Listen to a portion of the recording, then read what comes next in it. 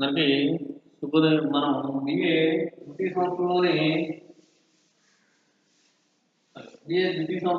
నాలుగో సెమిస్టర్లో నాలుగో పేపర్ గురించి మనం వివరించుకుంటున్నాం. ఇందులో మనకి ఆధునిక కవిత్వం మనకి ఆధునిక కవులు ప్రధానంగా గురజాడ అప్పారావు గారి గురించి మనం వివరించుకున్నాం. తరువాత దేవులపల్లి కృష్ణశాస్త్రి గారు, తర్వాత గుర్రం జాషువా గారి గురించి కూడా వివరించుకోవడం అనేది జరిగింది. అయితే ఈరోజు మనం శ్రీశ్రీ గారి గురించి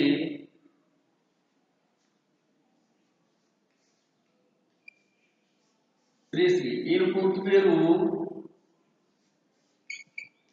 శ్రీరంగ శ్రీనివాసరావు.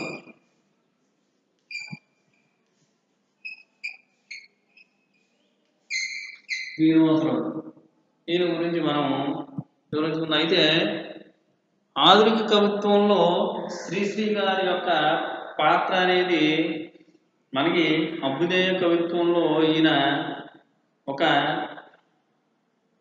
అభ్యుదయ కవిత్వానికి ఒక మైలురాయిగా శ్రీశ్రీ గారిని చెప్పుకోవడం అనేది జరుగుతుంది. ఈయన రచించినటువంటి మహాప్రస్థానం అనేది నేటికి కూడా ఈ యొక్క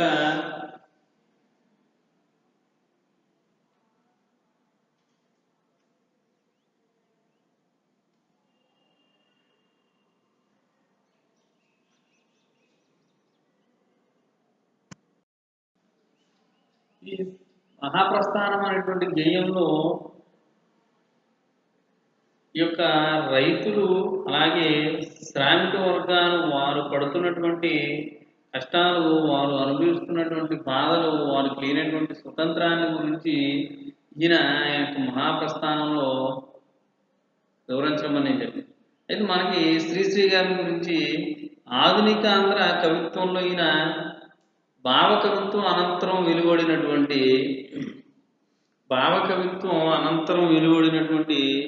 తెలుగు కవిత్వానికి ఒక కొత్త మార్గాన్ని నిర్దేశించినటువంటి కవి, ఒక కొత్త మార్గాన్ని కవిత్వ ఉద్యమం, అభ్యుదయ కవిత్వ ఉద్యమంలో అభ్యుదయ కవిత్వ ఉద్యమానికి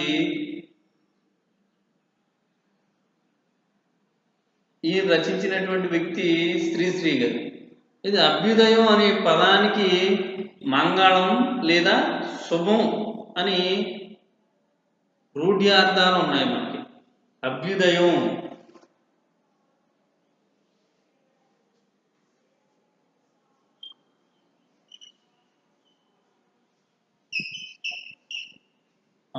అనే పదానికి మంగళం లేదా శుభం అనేటువంటి అర్థాలు అనేవి ఉన్నవి. మనకి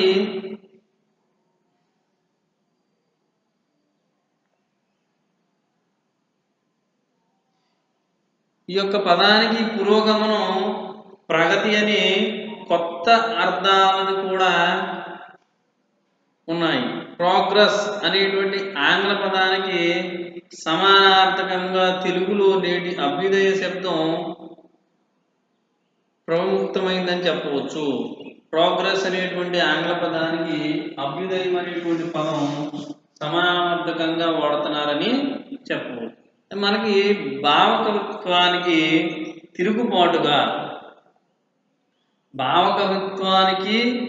తిరుగుబాటుగా సామాజిక చైతన్యం పర్యవసానంగా మార్క్స్వాదం ఆత్మస్థానీయంగా వస్తు ప్రాధాన్యం, వాస్తవిక దృక్పథం, మానవతావాదం, ప్రగతిశీలమైనటువంటి మార్పు ప్రధాన లక్షణాలుగా తెలుగులో అభ్యుదయ కవిత్వం అవతరించిందని చెప్పవచ్చు.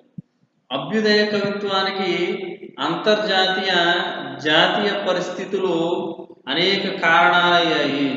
ఈ యొక్క అభ్యుదయ కవిత్వాన్ని రచించడానికి స్వతంత్ర భారతంలో ఉన్నటువంటి పరిణామాలు, అలాగే అంతర్జాతీయంగా ఉన్నటువంటి పరిణామాలు ఈ యొక్క అభ్యుదయ కవిత్వాన్ని రావడానికి కారణాలయ్యాయని చెప్పవచ్చు. 1905లో రష్యా మొట్టమొదటిసారిగా పెట్టుబడిదారీ విధానం మీద కార్మిక వర్గం తిరుగుబాటు చేసింది. 1905లో రష్యాలో పెట్టుబడిదారీ వ్యవస్థ ఏదైతే ఉందో ఈ యొక్క పెట్టుబడిదారీ వ్యవస్థ మీద శ్రామిక వర్గం అనేది తిరుగుబాటు చేసింది. అలాగే 1917లో కార్మికులు పెట్టుబడి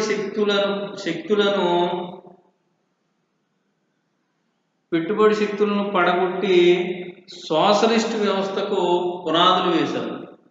1917లో పెట్టుబడి వ్యవస్థను పడగొట్టి సోషలిస్ట్ వ్యవస్థను వీళ్ళు నిర్మాణం చేయడానికి పునాదులు వేశారని చెప్పారు. రాజకీయ రంగంలో ఆవసించినటువంటి ఈ తీవ్ర పరిణామాల వలన కవిత్వంలో మార్పు వచ్చింది. ఈ యొక్క అభ్యుదయ కవిత్వం రావడానికి జాతీయ పరిస్థితులు మరియు అంతర్జాతీయ పరిస్థితులు ఏ విధంగా దోహదం చేసినాయి అని చెప్పడానికి ఉదాహరణగా 1905లో రష్యాలో మొట్టమొదటిసారిగా శ్రామిక వ్యవస్థ మీద పెట్టుబడిదారీ వ్యవస్థ మీద శ్రామిక వ్యవస్థ అనేది తిరుగుబాటు చేసింది. అలాగే 1917లో మనకి మొట్టమొదటిగా సోషలిస్టు వ్యవస్థకు పునాదులు వేశారు. పెట్టుబడిదారీ వ్యవస్థను ప్రారదోలి ఈ యొక్క సోషలిస్ట్ వ్యవస్థను నిర్మించడానికి పునాదులు వేశారని చెప్పవచ్చు. మొదటి ప్రపంచ యుద్ధం ముగిసిన తర్వాత విలువలు తారుమారై యూరప్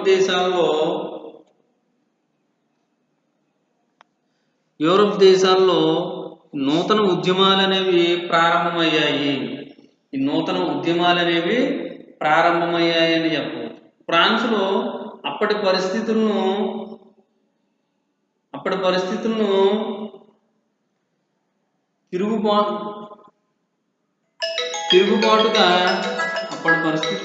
తిరుగుబాటుగా చేసి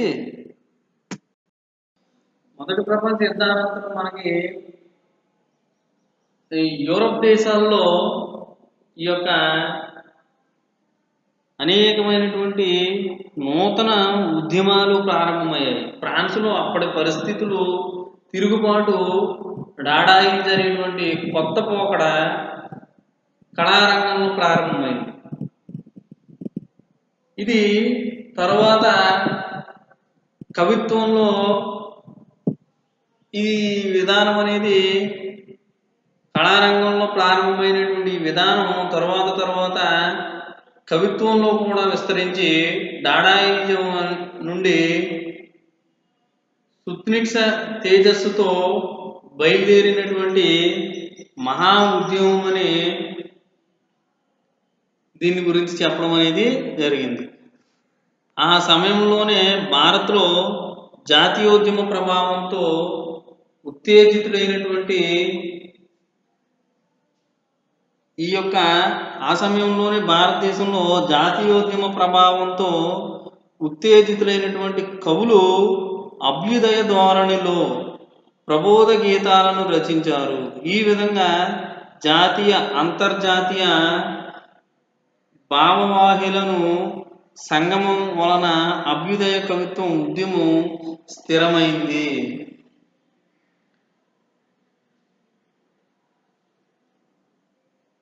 అయితే సామాన్య మానవ ప్రాధాన్యం గల నిరసన, వర్గ సంఘర్షణ, విప్లవ ప్రశస్తి అనేటువంటి వీరగాథ కథనం, యుద్ధ విముఖత, శాంతి ప్రియత్వం అనేటువంటి సమాజ నిర్మాణంలో అభ్యుదయ కవిత్వం ప్రధాన లక్షణాలను దీనికి సరళీకృత దృష్టి ప్రధాన గణాలని చెప్పవచ్చు.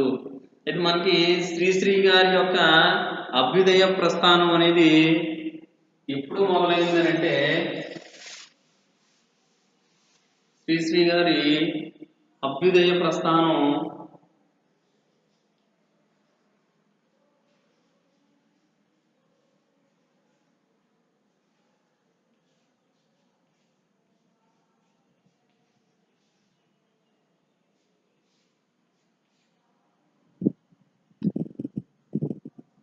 ఈ యొక్క అభ్యుదయ ప్రస్థానం అనేది కవిత్వాన్ని జీవితానికి చేరువుగా తీసుకొచ్చినటువంటి అభ్యుదయ కవి ఎవరైనా ఉన్నారు అని అంటే అది శ్రీశ్రీ గారు అని చెప్పవచ్చు. శ్రీరంగం శ్రీనివాసరావు గారని చెప్పవచ్చు.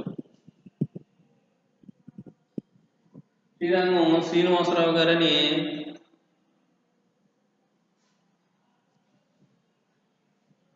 మనకి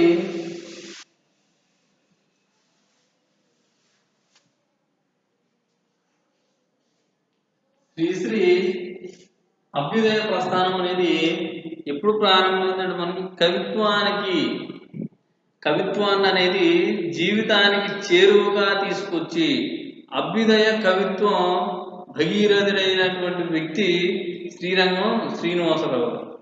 శ్రీశ్రీ నిద్రాణమై ఉన్నటువంటి జాతిని ఒక్క చరుపు చరిచి లేపి అదిగో మరో ప్రపంచం అని కాంతిరేఖను చూపిన నవయుగ వైతాళికుడు శ్రీరంగం శ్రీనివాసరావు గారు అని చెప్పు. అప్పటి వరకు నిద్రా వ్యవస్థలో ఉన్నటువంటి ఈ యొక్క జాతి ఏదైతే ఉందో ఆ జాతిని ఒక్క చరుపు చరిచి లేపి అదిగో మరో ప్రపంచం అనేటువంటిది ఒకటి ఉంది అని కాంతి రేఖను చూపినటువంటి వ్యక్తి శ్రీశ్రీ గారు. శ్రీశ్రీ 1940 తర్వాత ఒక దశాబ్దం పాటు ఆంధ్ర సాహిత్య లోకాన్ని ఉత్తేజం చేసిన అభ్యుదయ కవితోద్యమ మూల విరాట్టు శ్రీశ్రీ. శ్రీశ్రీ భావ కవిత్వానికి విరుద్ధంగా జెండా ఎత్తుటతోనే కాక శ్రామిక వర్గానికి చైతన్యం ఊపిరి కాగల ఒక సరికొత్త కవితా రీతిని ఈయన రచన చేశాడు. శ్రీశ్రీ వాస్తవికతతో పాటు అది వాస్తవికతను వ్యక్తి చైతన్యాన్ని కూడా నిద్రలేపి సంఘ చైతన్యాన్ని సమాధికారంతో ప్రవచించినటువంటి ప్రవక్త శ్రీశ్రీ. ఈయన యొక్క రచనా ప్రస్థానం ఎప్పుడు ప్రారంభమైందంటే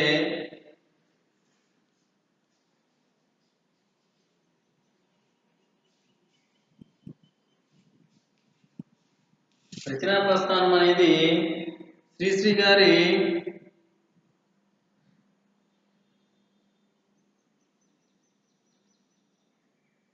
ఈయన కవితా రచన అనేది వివరించడానికి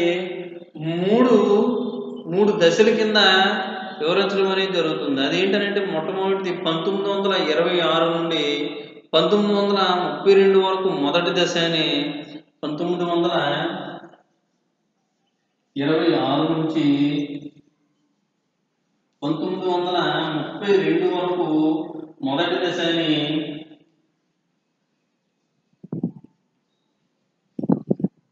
మొదటి దశ. అలాగే 1932 నుంచి 1940 వరకు రెండవ దశ అని,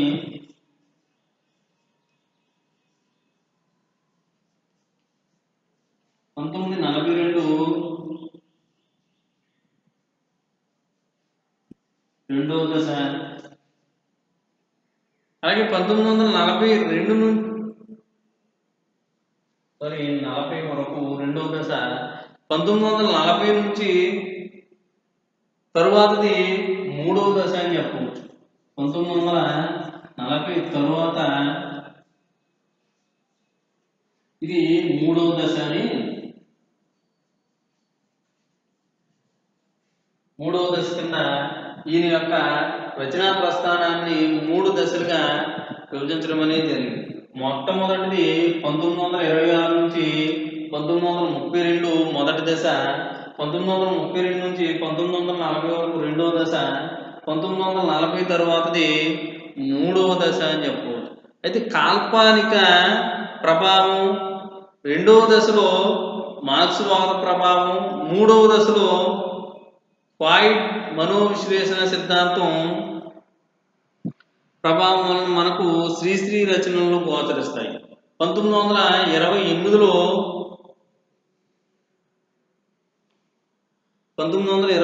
అయిన ప్రభవ అనే పేరుతో శ్రీశ్రీ కవితా ఖండికలను వెలువరించాడు. అనంతరం ఆధునిక భావచేతనతో 1942లో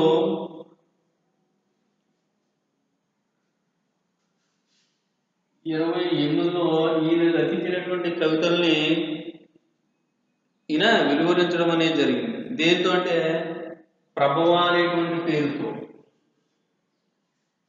ప్రభవ అనేటువంటి పేరుతో ఈ యొక్క కవిత శీర్షిక కవితా ఖండికల్ని ఈయన వెలువరించడం అనేది జరిగింది.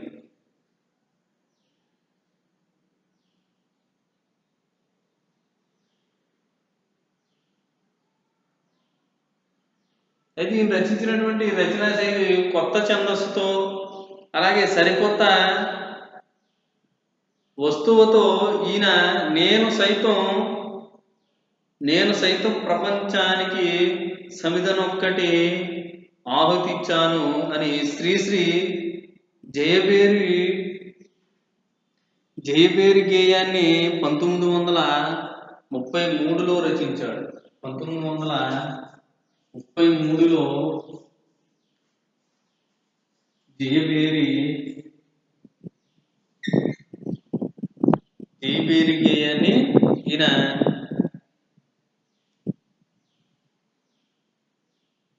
1933లో రచించడం జరిగింది. అదేంటంటే నేను సైతం ప్రపంచానికి సమిధనొక్కటి ఆహుతిచ్చాను అనేటువంటి యొక్క జయబేరి గేయాన్ని ఈయన 1933లో రచన చేయడం అనేది జరిగింది. తర్వాత మహాప్రస్థానం అనేది ఈయన జయబేరి ఈ గేయ రచన తర్వాత మహాప్రస్థాన రచన అనేది ఈయన జీవితంలో సౌందర్యాన్ని తీసుకొచ్చిందని చెప్పవచ్చు. మహాప్రస్థానం తర్వాత 1933 తర్వాత జయబేరి గేయ రచన తర్వాత ఈయన మహాప్రస్థాన గేయాన్ని ప్రారంభించాడు.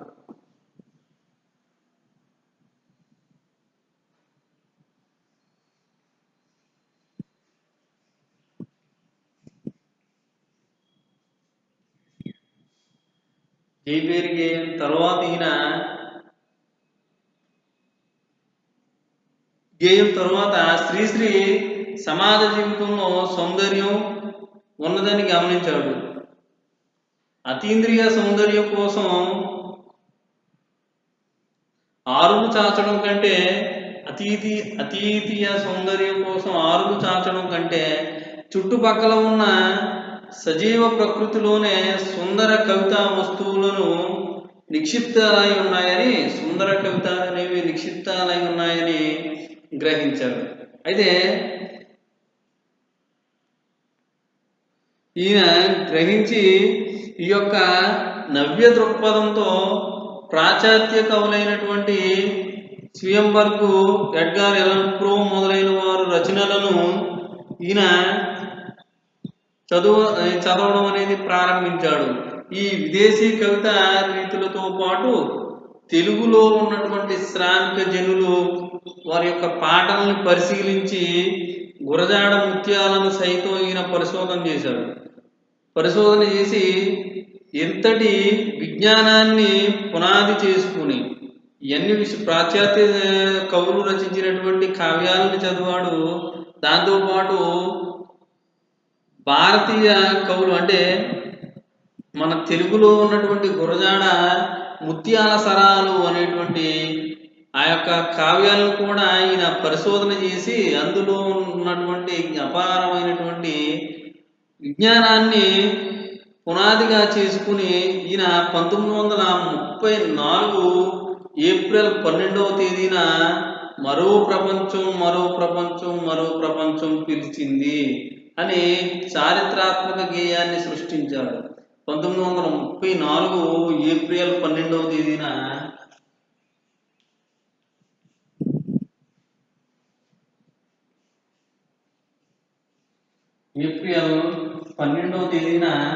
ఈయన మరో ప్రపంచం అనేటువంటి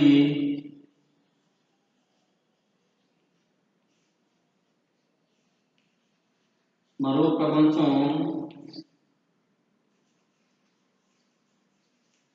ప్రపంచం పిలిచింది అనేటువంటి గేయాన్ని సృష్టించాడు.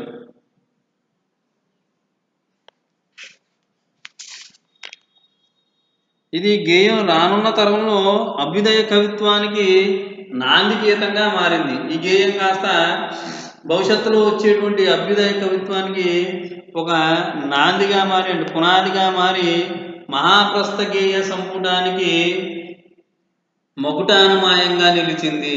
మహాప్రస్థాన సంపుటిలో జాతీయ అంతర్జాతీయ పరిమాణాలని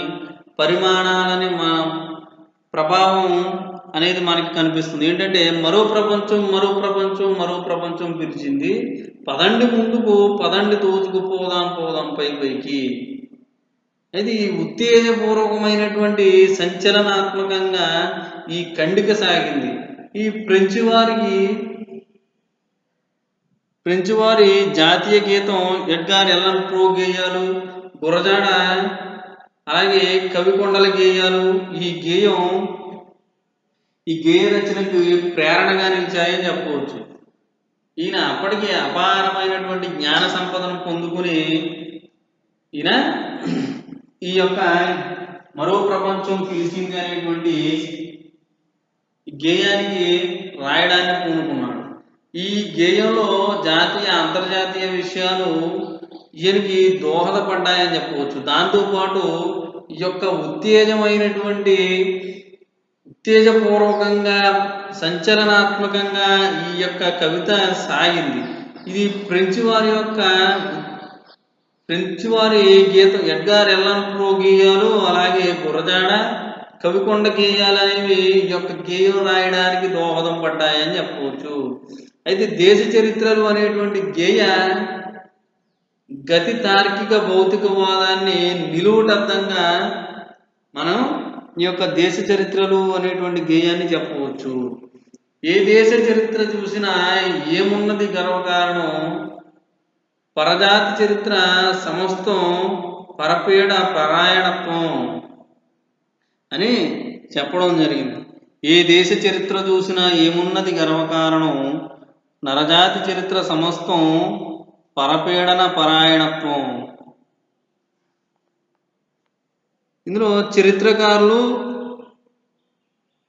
దేశ చరిత్రలను వివిధ దేశాల మధ్య జరిగినటువంటి యుద్ధ పరిణామాలను చిత్రీకరించాడు. ఈ గేయంలో అప్పటి వరకు జరిగినటువంటి వివిధ దేశాల మధ్య జరిగినటువంటి యుద్ధ పరిణామాలను అన్నిటినీ కూడా చిత్రీకరించి రాజుల దండయాత్రలు, రాజకీయవేత్తల చాణక్యాలు, అలాగే సేనాలు సాహసాలు చరిత్రలో ప్రధానంగా వర్ణించబడ్డాయి. ఈ యొక్క చరిత్రను ఈ దృక్పథంతో చూడడం మాని సమ్మతించదు. దీన్నే శ్రీశ్రీ ఈ విధంగా విమర్శించాడు. ఏ యుద్ధం ఎందుకు జరిగినో, ఏ రాజ్యం ఎన్నాళ్ళుందో తారీఖులు దస్తావేజులు ఇది కాదో చరిత్రకు అర్థం. ఈయన దీన్ని ఏ విధంగా విమర్శించాడు అని అంటే, ఏ యుద్ధం ఎందుకు జరిగినో, ఏ రాజ్యం ఎన్నాళ్ళుందో తారీఖులు దస్తావేజులు ఇవి కాదోయ్ చరిత్రకు అర్థం. నైలు నది నాగరికతతో సామాన్యుని జీవమెట్టుది, తాజ్మహల్ నిర్మాణానికి రాళ్ళెత్తిన కూలీలు ఎవరు? అయితే చరిత్ర అంటే ఏమిటి, చరిత్ర అని ఏది నిలుపుకుంటుంది అనే విషయంతో శ్రీశ్రీ నిర్దిష్టమైన అభిప్రాయాన్ని వ్యక్తం చేశాడు.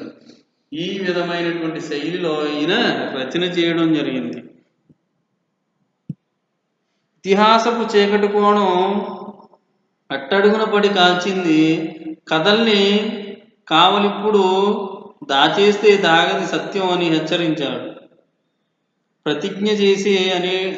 ప్రతిజ్ఞ అనేటువంటి గేయంలో శ్రీశ్రీ శ్రామిక వర్గ చైతన్యాన్ని మార్కిస్టు దృక్పథంతో ప్రకటించాడు. కార్మికులు శ్రమశక్తిని దోచుకుని పెట్టుబడిదారీ వ్యవస్థను తీవ్రంగా నిరసించాడు. జమీందారీ సమాజంలో రైతులు, కార్మికులు దోపిడీకి గురయ్యారు. శ్రమశక్తి విలువ ఎలుగెత్తి చాటాడు శ్రీశ్రీ. పొలాలన్నీ ఫలాలు దున్ని జన్మజలాల్ని ధర్మజనానికి ఖరీదు కట్టే షరాబులేడోయ్ అని నిర్వేదాన్ని ప్రకటించాడు. దీని నుండియే ఆశావాదం పుట్టింది. ఈ విధమైనటువంటి కవితా శైలితో ఈయన అభ్యుదయ కవిత్వంలో పెను మార్పులను తీసుకొచ్చాడని చెప్పవచ్చు. అంతేకాకుండా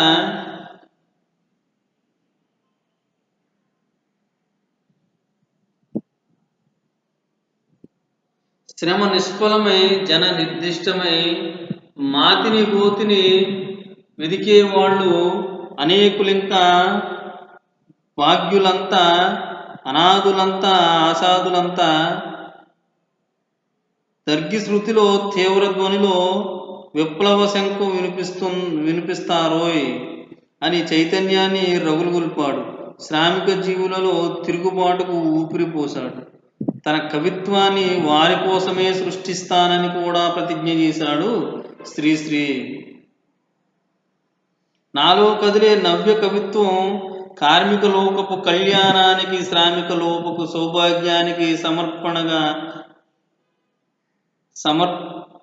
సమర్చనంగా జగత్తుకంతా చొప్పులిస్తానోయ్ అన్నాడు.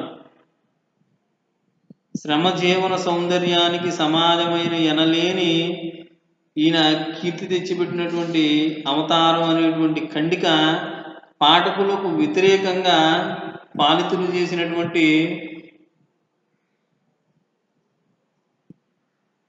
అనేటువంటి గేయంలో పాలకులు వ్యతిరేకంగా పాలితులు చేసిన తిరుగుబాటును ఈయన సూచించాడు.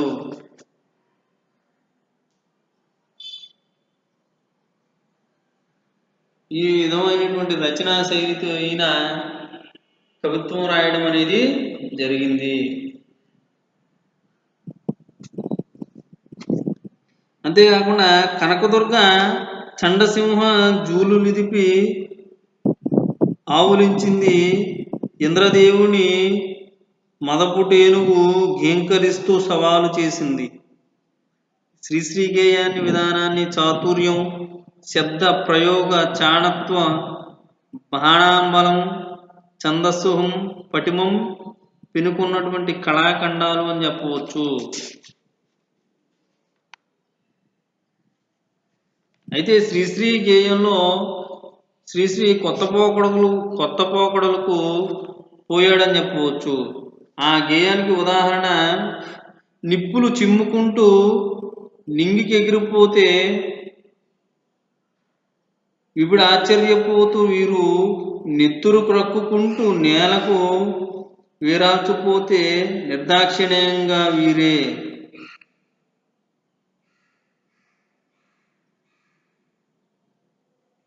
ఇంకా జ్వాల్వ తోరణం, భిక్షవర్షియసి మొదలైన గేయాలు మహాప్రస్థానంలో అత్యంత శక్తివంతమైనటువంటి రచనల కింద చెప్పవచ్చు.